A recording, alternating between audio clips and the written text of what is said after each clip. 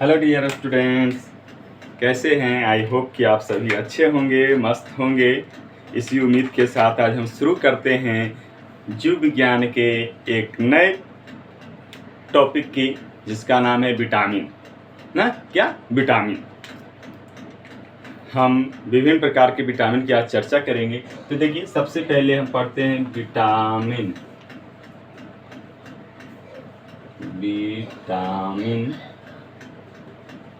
कितने प्रकार के होते हैं? तो विटामिन को हम मुख्य रूप से दो मेन कैटेगरी में बांटते हैं, डिवाइड करते हैं। Divided into two main category on the basis of solubility, घुलनशीलता के आधार पे विटामिन। यानी कि एक ऐसा विटामिन होगा, विटामिन का समूह जो जल में घुलनशील होगा, जल में घुलनशील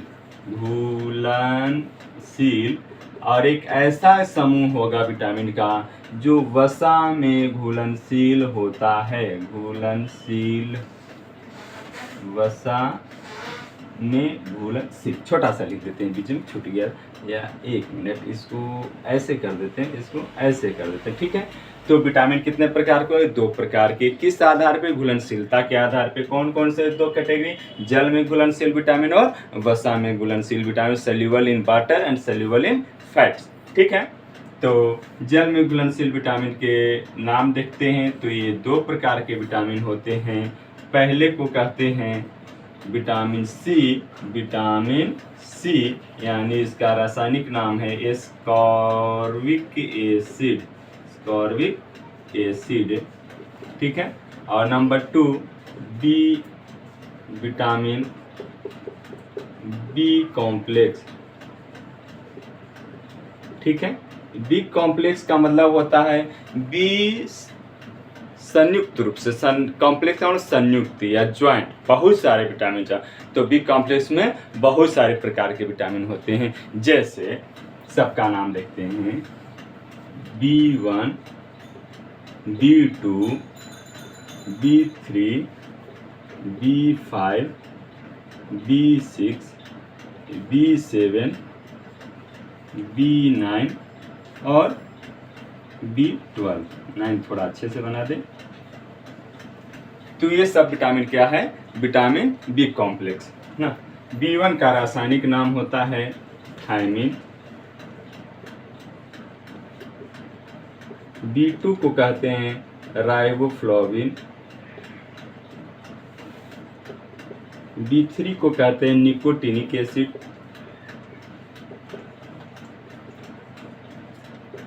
B5 को कहते हैं पैंटोथेनिक एसिड।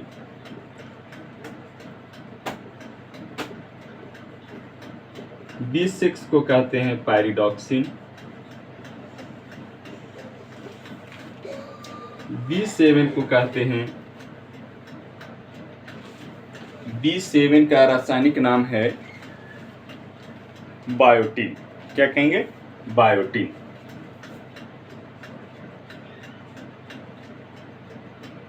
बायोटिन। और B9 को कहते हैं क्या? B9 को फॉलिक एसिड बोलेंगे। क्या बोलेंगे? Folic acid. और B12 कहेंगे साइनोकोएलामीन। साइनोकोएलामीन, ठीक है। तो जल में घुलनशील विटामिन कितने प्रकार के? और दो प्रकार के। कौन कौन से? विटामिन बी कॉम्प्लेक्स या विटामिन सी और विटामिन बी कॉम्प्लेक्स, ठीक है। आप इसमें देखते हैं वसा में घुलनशील विटामिन कौन कौन से और बी कॉम्प्लेक्स कितने प्रकार के हो गए? 1 2 3 4 5 6 7 8 प्रकार, 8 प्रकार के।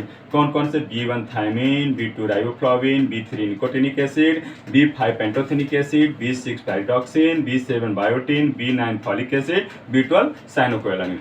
वसा में घुलनशील विटामिन जो है ए विटामिन ए को कहते हैं रेटिनॉल। रेटिनॉल। विटामिन डी, इसको कहते हैं calciferol. Calciferol. E vitamin E को कहते हैं टोकोफेरॉल। क्या कहते हैं? टोकोफेरॉल। और के, विटामिन के, ठीक है। के को कहते हैं नैप्थोक्यूनान, नैप्थोक्यूनॉन, ठीक है। तो चलिए देखते हैं किसकी कमी से कौन सी बीमारी होती है, थोड़ा सा भी ये सब का। तो वसा में घुलनशील विटामिन कौन कौन, ए, डी और ई और के, 4 प्रकार, ए, डी, ई, के याद रहेगा। ए को रेटिनॉल, बी को कैल्शियम, डी को कैल्सीफेरॉल, ई को टोकोफेरॉल और के को नैप्थोक्यूनान कहते हैं। अब ये देखिए किसकी डिफिशियंसी से, इसकी कमी से, विटामिन सी की कमी से स्कर्वी नामक रोग होता है। स्कर्वी, स्कर्वी का नाम सुने हैं आप लोग ना। स्कर्वी मतलब मुंह में छाला हो जाना, मसूड़ों में सूजन हो जाना, मसूड़ों से ब्लड आना ना, दांत का कमजोर होना, तो स्कर्वी का लक्षण है। क्यों, दांत मुंह से बदबू आना, ठीक है। और विटामिन B1 की कमी से बीमारी जो होता है बेरी, कौन सा, बेरी, ये एक बहुत ही कॉम्प्लिकेटेड बीमारी है। विटामिन B1 का मुख्य स्रोत चावल का छिलका होता है, चावल की बाहरी परत में ये पाया जाता है। अर्थात हम आप लोग से रिकमेंड करेंगे कि मोटे छिलके वाला चावल खाइए, ठीक है ना। जिसके चावल के, ये मान लीजिए चावल है, ठीक है, और इसकी बाहरी परत में छिलकों में क्या होता है, विटामिन B1 पाया जाता है। ये क्या है, चावल है, ठीक है। तो जो आजकल बहुत ही देखने में सुंदर चावल आप लोग खाते हैं पॉलिश किया हुआ, तो उसमें विटामिन B1 कम मिलेगा आप लोगों को ना। मोटे छिलके वाले जो लाल लाल चावल होते हैं या जो ब्राउन राइस होते हैं, जिसको भुजिया चावल कहते हैं, भुजिया चावल को जब हम फुलाते हैं धान को दिन भर, फिर उसको क्या कहते हैं, बॉयल करते हैं, बॉयल करके सुखाते हैं, तो उस प्रोसेस के अंतर्गत जो ये विटामिन B1 है उसके अंदर चला जाता है, और फिर क्या होता है, कितना भी पॉलिश करिए तो विटामिन खत्म नहीं होता है। तो ऐसे चावल को खाने से आपको B1 मिलेगा, जिससे हार्ट संबंधी समस्या, आपको बीपी की समस्या नहीं होगा अगर B1 प्रॉपर लेते रहेंगे तो। जो डायबिटीज के मरीज चावल एकदम बिल्कुल छोड़ देते हैं, उनको रिस्क रहता है हार्ट अटैक आने का, हार्ट संबंधी समस्या होने का, क्योंकि वो B1 नहीं ले रहे हैं प्रॉपर मात्रा में, ठीक है।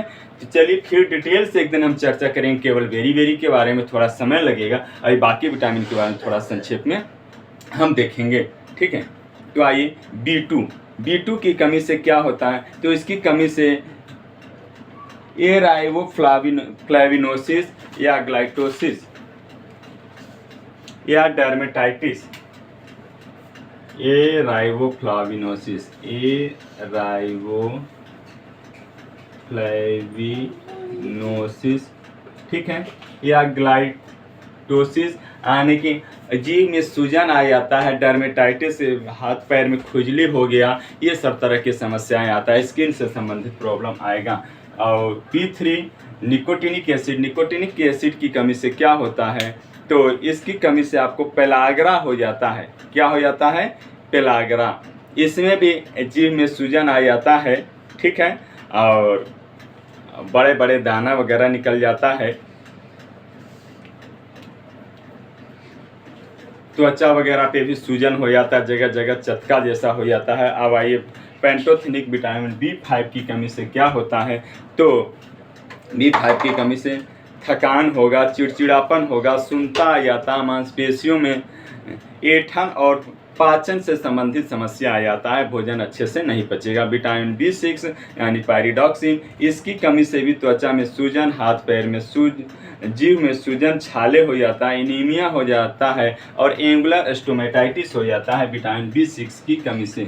एंगुलर स्टोमेटाइटिस, हार्ट है कट जाता है, यहाँ से देखे होंगे ठंडी के दिनों में हार्ट फट जाता है, यहाँ से कट जाता है, यानी कि विटामिन B6 की कमी है, पायरिडॉक्सिन की, ठीक है ना। उसको क्या कहते हैं, एंगुलर स्टोमेटाइटिस बोलते हैं। अब विटामिन B7 यानी कि बायोटिन की कमी से बालों का झड़ना, त्वचा पर लाल चकत्ते होना, नाखूनों का कमजोर हो जाना, ठीक है।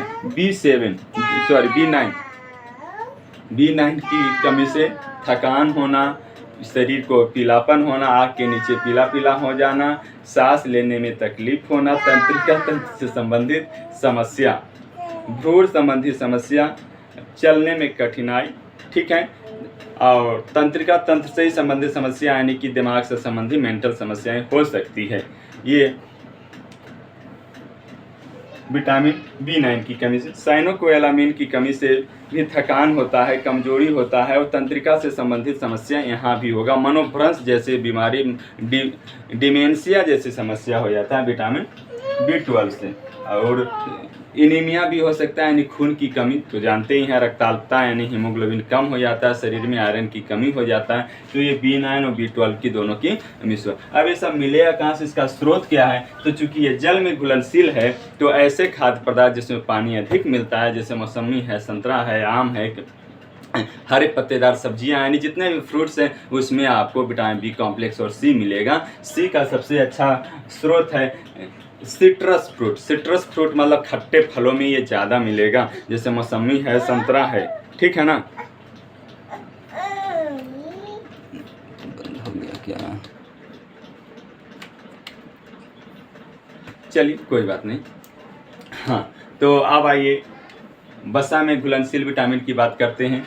तो वसा में घुलनशील विटामिन जो है A, D, E के हैं। A की कमी से आँख संबंधी बीमारी, रतौंधी हो जाना, ठीक है ना, आँखों से कम दिखाई देना, वर्णांता जैसी समस्या, जिसमें वर्ण को पहचान नहीं करता, कलर का पहचान नहीं होता, ऐसे लोगों को क्या होता है, ड्राइविंग लाइसेंस बनाने बहुत दिक्कत होता, नहीं बनता है। विटामिन D जिसको कैल्सीफेरॉल बोलते हैं, इसकी कमी से हड्डियों संबंधी समस्या, ऑस्टियोपोरोसिस, आर्थराइटिस, रिकेट्स जैसी समस्या हो जाती है। हड्डियां कमज़ोर हो जाता है। ऑस्टियोपोरोसिस में हड्डी मुलायम हो जाता है, थोड़ा सा पैर फिसला गिरा उसका हड्डी टूट सकता है। विटामिन E टोकोफेरॉल, इसकी कमी से क्या होता है, बालों का झड़ना, स्किन संबंधी समस्या और जनन क्षमता कमज़ोर हो जाती है। विटामिन K यानी नैप्थोक्विनोन, इसकी जब कमी होती है शरीर में तो कहीं से अगर रक्त बहने लगे, कहीं स्किन कट गया तो बहुत ज़्यादा रक्तस्राव हो जाता है, इससे व्यक्ति की मौत हो सकता है, ठीक है ना। यानी कि ये प्रोथ्रोम्बिन और फाइब्रिनोजन नामक प्रोटीन जो होता है आपके ब्लड में के प्लाज्मा में, वो क्या होता है, प्रॉपर मात्रा में नहीं बन पाता है और वो एक्टिव नहीं होता है, जिसकी वजह से काटा तो वहाँ पे ब्लड नहीं रुक पाता है। चलिए फिर हम मिलेंगे किसी दूसरे टॉपिक के साथ। धन्यवाद। जय हिंद, जय भारत।